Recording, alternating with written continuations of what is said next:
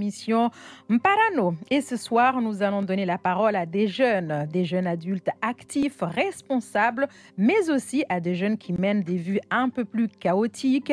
Un de ces jeunes adultes, Abdallah Antoye, habitant de Tsunzu, a décidé contre vents et marées de venir en aide à ces jeunes en situation d'errance. Alors, ses ambitions sont-elles réalisables? Nous en discutons bien évidemment dans cette émission.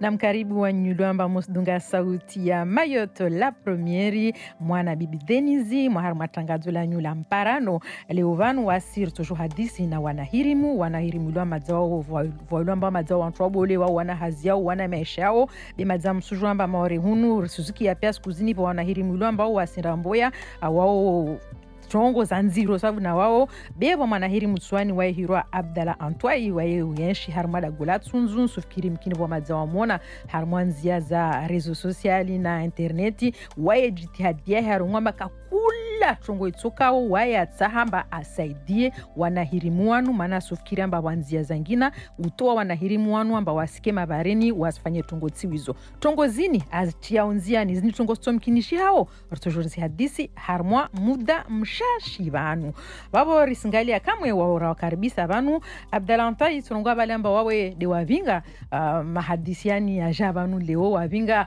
mzungu arongamba initiative wavinga tongozini jeje basi ewa donc je me réjouis chez Zungurabuzi. Wodo joao vanu tu disante walez rabuzi de chez Zungurabuzi.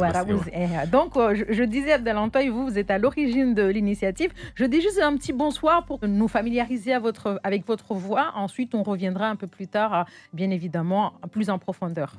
Donc bonsoir à tous. Moi, c'est Antoye Abdallah, effectivement, habitant du village de Tsunzu, Tsunzu 2 précisément.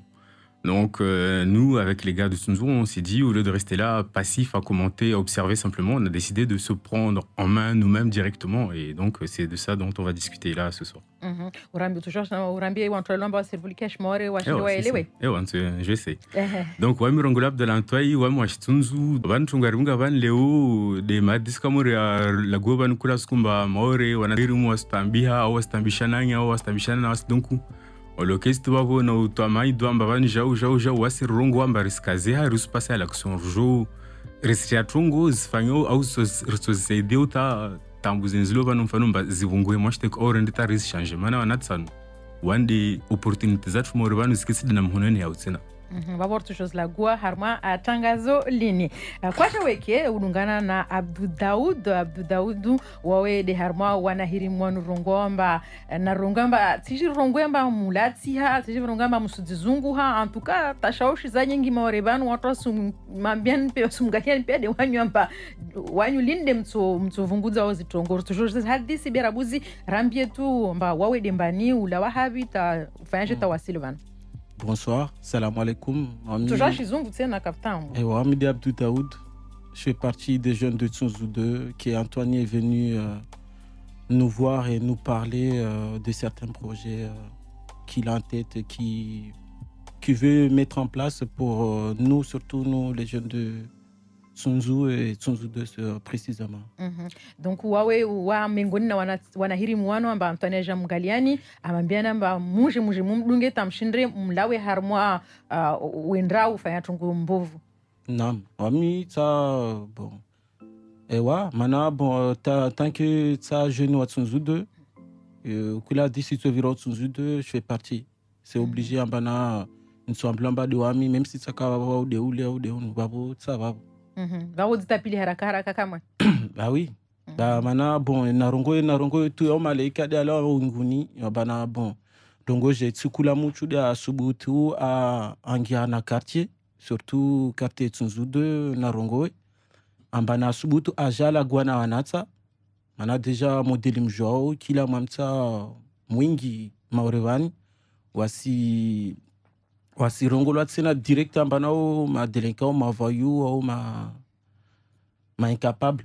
Du coup Antoye ajar buti ajar para areleza bon projet ambana ito permettre soit kane mwana monoazi soit irtoe pareni Valer Ketsiu ne yonskira ambana tongo nzuzu matsikula muchu de ajao asubutu ajao aja arambia ntongo. Wabor tsorigia mahadis mena raba nupaka remo para sayanir na nyengi za urongoa nisigau hanuone de wawe de faiswali fayed fahed kai lazima jana menya jina la watu ne jina lole stawi swafi ewa wawe tuna wahar miongoni na wanahirimu wanda wazunguli hana ewa salamu alaikum de monsieur Feswali amno ketsunzu de après ta parmina wana tao zunguli nao taha mbare vuke monsieur Abdallah ya jivingi amba naidezai astajar saidi wasi renombeli rikane mafikira yengine tayali kara jasira na wae kara vinga shufijo wae katajivinga zingishu mwanadamu wavudi mvulikia rikubali maadisi yae amwesa rakubali maadisi yae riende kama rihandisa topara leo. D'accord, wabor tojar riser disu shora mbezo sana louche faire. Comme quoi venez. Ah bah ser souvolikia. Alors présentez-vous en quelques mots qui vous êtes. Je m'appelle monsieur Feswali, j'habite à Tunis 2 et je fais partie des jeunes que monsieur Abdallah veut instruire et pour qu'on puisse construire un avenir et sortir un peu des jeunes de la délinquance, on peut dire ça comme ça. Je me tourne de nouveau vers vous, monsieur Abdallah Antoine. Cette initiative, elle est née comment en fait? L'idée vous est arrivée comment? Alors l'idée est venue assez spontanément en vrai. C'était pas quelque chose qui était préparé ni anticipé. L'occasion s'est présentée et puis ça a commencé à se dérouler à partir de là, d'une journée, je crois que je me rappelle plus trop exactement la date. Donc la question c'est celle-là, c'est que ce qui m'a motivé, c'est une question évidente. Qu'est-ce qu'on fait de cette jeunesse qui déborde ici sur notre île? Tout ce qui était proposé jusqu'à maintenant, alors soit c'était imparfait ou pas abouti, ou soit il suffit de regarder la réalité, c'est que ça ne marche pas, c'est une évidence que ça ne marche pas. Et la question c'est qu'est-ce qu'on fait alors? On peut chercher les fautes, on peut chercher les coupables, on peut chercher d'où qui est coupable. La réponse est qu'on l'est tous finalement. Mais une fois qu'on a dit ça, qu'est-ce qu'on en fait? Donc là, nous, au lieu de rester là, au lieu d'attendre une aide qui viendrait de je ne sais où, on s'est dit qu'on va passer à l'action, on va essayer. Quand vous dites nous, c'est qui? Alors moi, effectivement, merci beaucoup de me permettre de préciser ça. On est un collectif de 30 jeunes de Tsunzu 2 pour le moment. On essaye d'attirer au fur et à mesure d'autres jeunes de Tsunzu 1, village qui est quand même assez agité pour utiliser un langage pas trop fleuri dès le début de l'émission. Mais toujours est-il que la question, c'est qu'est-ce qu'on en fait? Donc là, nous, il est évident qu'il y en a une grande partie de ces jeunes-là qui ne sont pas employables, qui sont déscolarisés aussi déjà depuis très longtemps.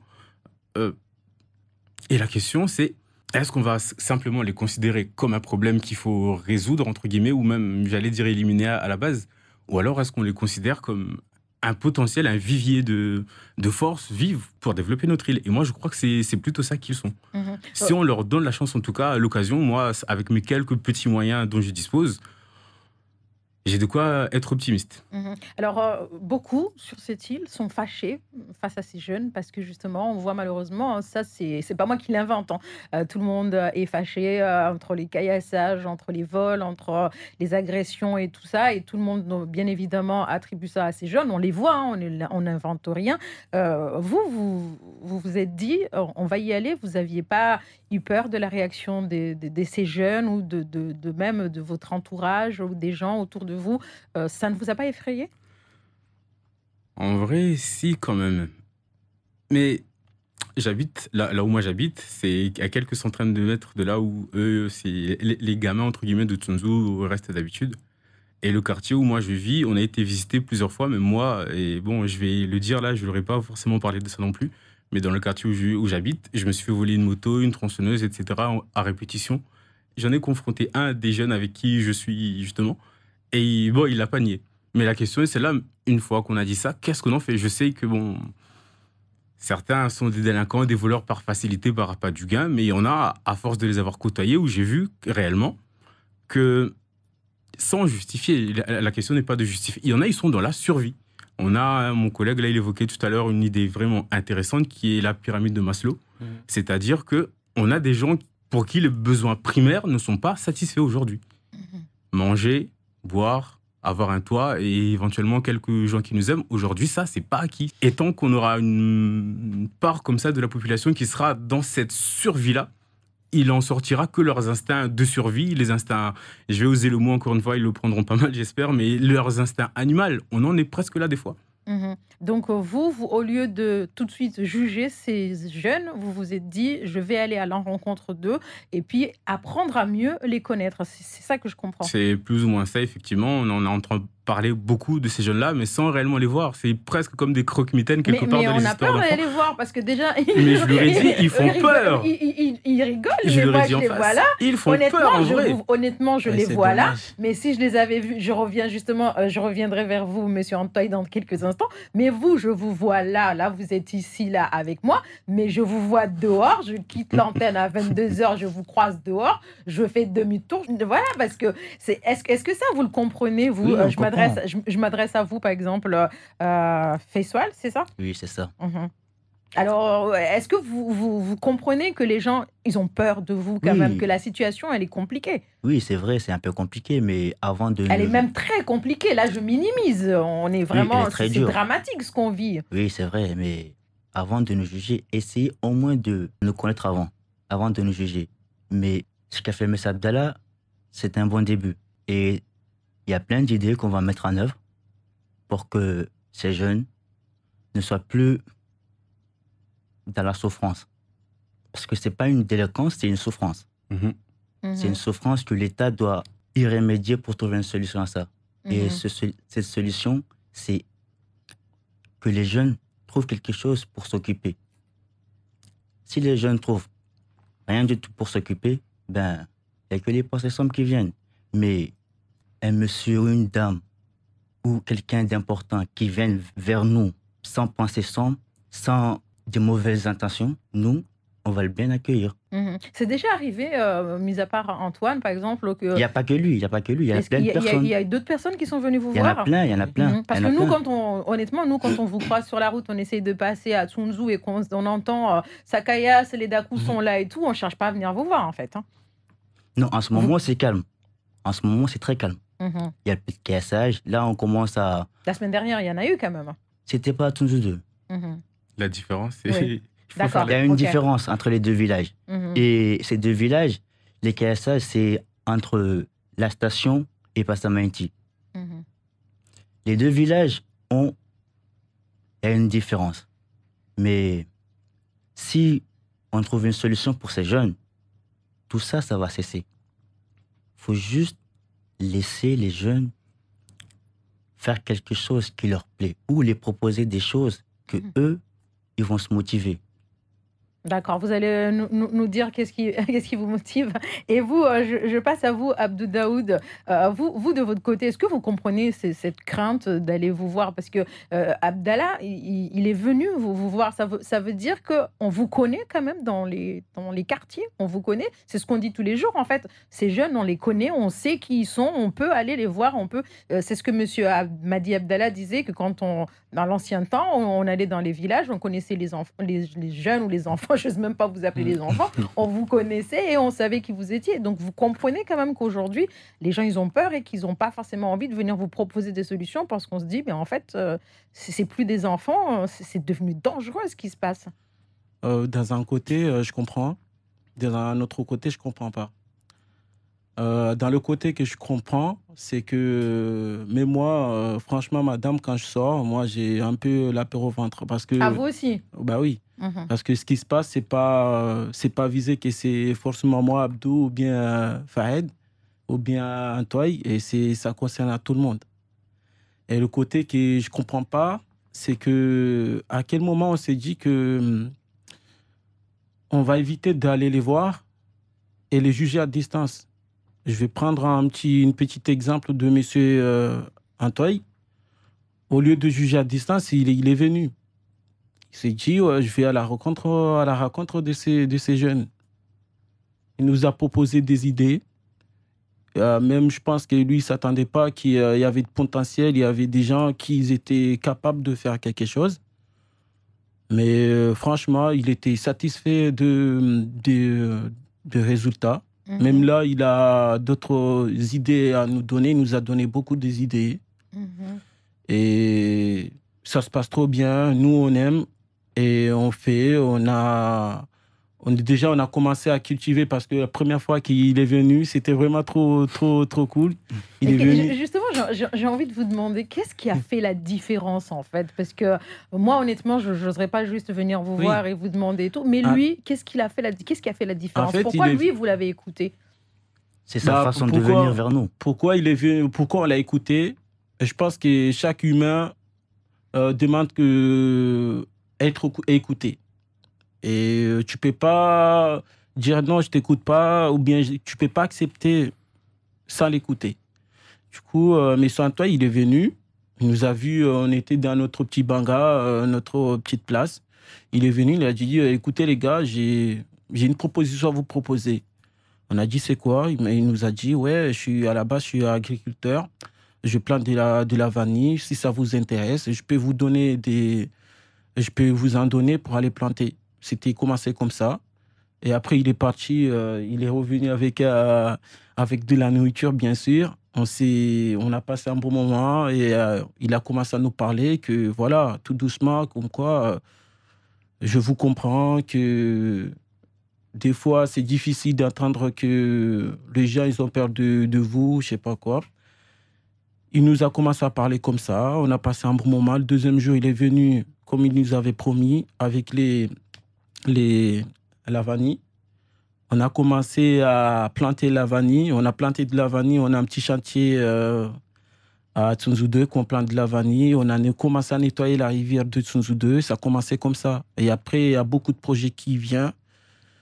Et que voilà, ça a commencé comme ça. Et je pense que ça va continuer comme ça. Parce que nous, on est prêt à le faire. On est capable. Ah, je vous sens motivé quand même. Oui, et monsieur Abdallah Antoine, il y a combien de jeunes vous ambitionnez à encadrer combien de jeunes? Pour l'instant, on est en train de structurer notre association Narevouke, qui compte à peu près, pour l'instant, une 30aine de membres. Et c'est ouvert à qui voudra bien, quiconque s'enregistre un peu dans cette dynamique de renouveau, un peu d'impulser un changement positif, enfin, pour une fois. Donc, c'est ouvert à qui voudra. Donc, on a 30 membres. Et puis, pour l'instant, c'est plutôt des jeunes, des très jeunes parfois même, et des un peu moins jeunes comme ceux qui sont avec nous là ici ce soir. Mais c'est de tous les âges. Moi, je rêverais même de voir les parents aussi des enfants finalement qui viennent et qui adhèrent à cette initiative-là. Et c'est quelque chose qu'on va essayer de mettre en place. Puisque si le monsieur, par téléphone tout à l'heure, il expliquait effectivement qu'avant, l'éducation, elle se faisait par tout le village. Nous, on a grandi ça. Peut-être qu'eux, ils ont connu ça. Ils sont un peu plus âgés. Où on était à une époque idyllique peut-être ou fantasmée aujourd'hui, mais toujours est-il que c'était une époque où tout le village, quelque part, avait la charge de l'éducation des enfants. Quand vous voyez un petit qui partait un peu en divagation, on va dire, tout de suite, il se faisait reprendre. Ça, aujourd'hui, ça a disparu. Et c'est dommage. C'est dommage parce qu'on a peur, parce qu'on ne se connaît plus, parce qu'on a arrêté de se fréquenter, parce qu'on est sur nos téléphones, Internet toute la journée, au lieu d'aller se parler, finalement, tout simplement. Et donc, on a brisé, on a érigé comme ça un mur qui fait qu'aujourd'hui, on est devenus méfiants les uns envers les autres, alors que c'était pas comme ça ici avant. Alors justement, j'ai envie de nouveau, puisque j'ai la chance de les avoir avec moi assez jeunes sur ce plateau, j'ai envie de nouveau de me tourner vers vous et de vous demander quelle éducation en fait vous avez eue, parce que justement on se pose la question, on se dit mais nous on n'a pas été éduqués comme ça face à des adultes, on n'oserait même pas lancer des pierres, on n'oserait même pas insulter, on n'oserait même pas. Qu'est-ce qui s'est passé? Nous on a envie de savoir en fait qu'est-ce qui s'est passé. Ce que je peux dire, moi, c'est ce qui s'est passé, c'est quoi? Il y a beaucoup, comme mon frère il a dit, il y a beaucoup de souffrance, parce que c'est pas la violence, c'est de souffrance. Par exemple, moi, j'étais déscolarisé en classe de 6e, bah, comme ça. Et lui, il a eu son bac, mais il n'a pas pu aller loin. Par exemple, c'est comme ça. Peut-être lui, il pourrait faire quelque chose pour s'en sortir, mais on ne lui donne pas l'opportunité ou l'occasion. Peut-être un autre, je sais pas, il y a beaucoup de trucs qui fait que ça s'accumule et qui fait que à un moment donné, tu es perdu dans ta tête, ou bien tu te trouves à part de la société.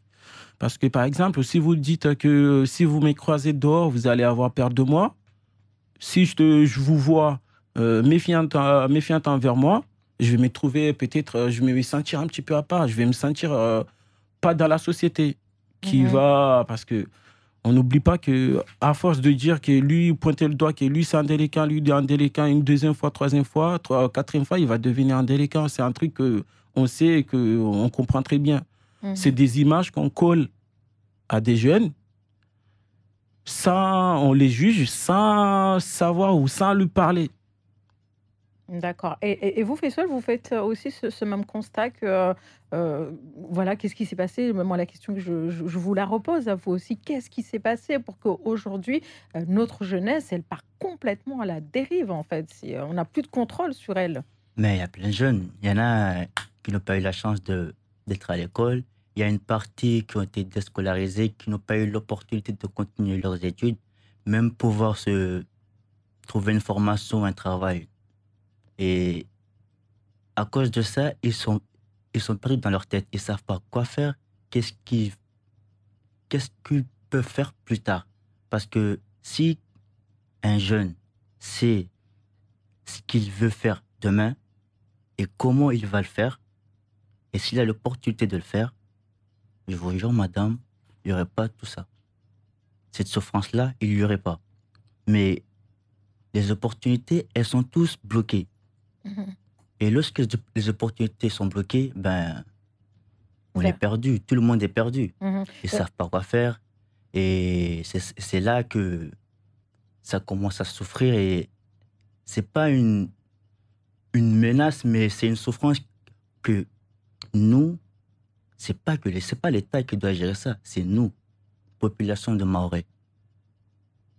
D'accord. Alors, du coup, on a envie de vous demander, la solution, elle est où? Parce que, est-ce qu'on peut croire à une solution miraculeuse? Parce que, on est désolé, mais là, vous avez dit que vous avez une trentaine de jeunes, rien qu'à Tsunzu. Donc, si on prend une trentaine de jeunes à Tsunzu 1, non, Tsunzu 2, pardon, on en prend une trentaine à Tsunzu 1, on en prend ceux de Cavani, ceux de Mamoudzou, alors, en fait, il y a beaucoup trop de jeunes. On fait comment? Elle est où là? Alors, C'est une goutte d'eau dans l'océan, en Alors, fait. c'est une goutte d'eau dans l'océan, mais l'océan est composé de des milliards de petites gouttes d'eau. J'étais sûre qu'il allait me la sortir. Bah oui, forcément, c'était évident. Et oui, forcément. Et sauf que, alors je vais rebondir sur sur les échanges là qui viennent d'y avoir, effectivement. Alors j'ai plusieurs casquettes.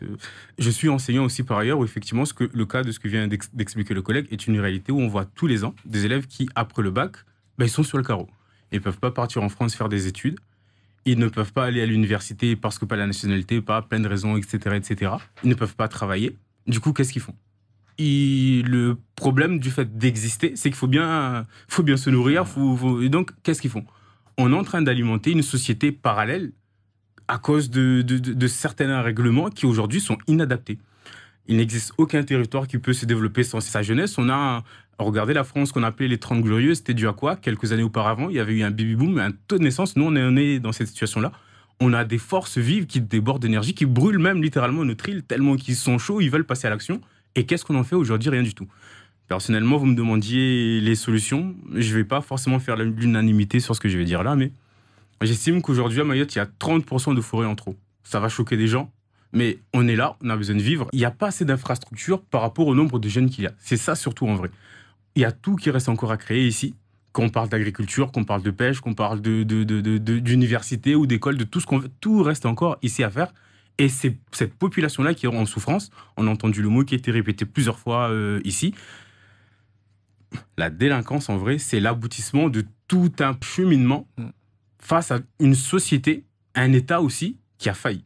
Ces enfants-là, ils deviennent délinquants, c'est pas par magie. C'est des adultes qui sont nous, mais que ce soit les parents, que ce soit l'État, que ce soit les associatifs, etc., etc. On va pas jeter la pierre. La question, c'est qu'est-ce qu'on en fait aujourd'hui? Parler jusqu'à maintenant donc des difficultés. Moi, j'aimerais surtout qu'on mette l'accent à partir de maintenant sur les opportunités. Il y en a que ça. Ils sont le futur de cette île. Et je le leur dis souvent. Le futur de cette île est dans leurs mains, dans le bien comme dans le mal, qu'ils la brûlent ou qu'ils la sauvent, entre guillemets. C'est eux, ils sont les plus nombreux de toute manière. La démographie fait même que de toute manière, c'est irrémédiable. Ils sont là. Et est-ce qu'on va les utiliser positivement?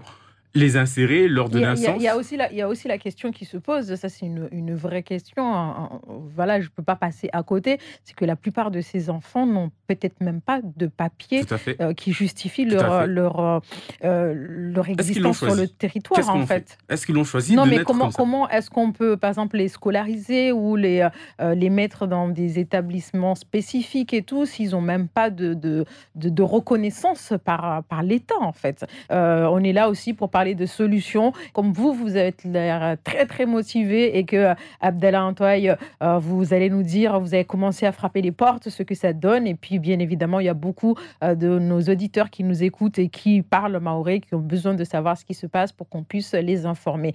Merci beaucoup et puis on se retrouve dans quelques instants